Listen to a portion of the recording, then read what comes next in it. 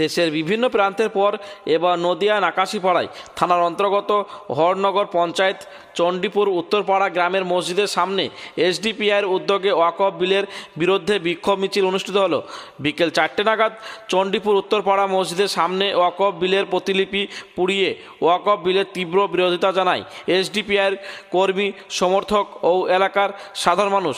সেই চিত্র দেখে নেব এমটিভি নিউজ বাংলায়।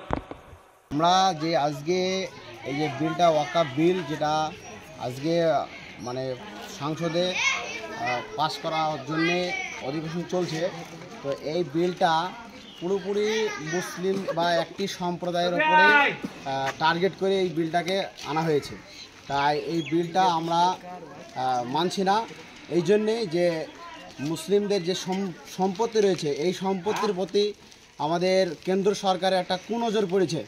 তাই আমাদের নিজেদের বাপদাদা সম্পত্তি, আমাদের পৈতৃক সম্পত্তি, যে সম্পত্তি আমরা দিয়েছি, যেটা আল্লাহ রাস্তায় দান করেছি, যেটার নাম ওয়াকফ, তাই এই ওয়াকফ সম্পত্তি আমরা রক্ষার দাবিতে আজকে social democratic party of India সারা দেশব্যাপী এই বিক্ষোভ মিছিল, এই আন্দোলন করছে। তাই তারই অংশ হিসাবে আজকে আমরা এই হরনগর অঞ্চলে চণ্ডীপুর গ্রামে আমরা একটা বিক্ষোভ করলাম।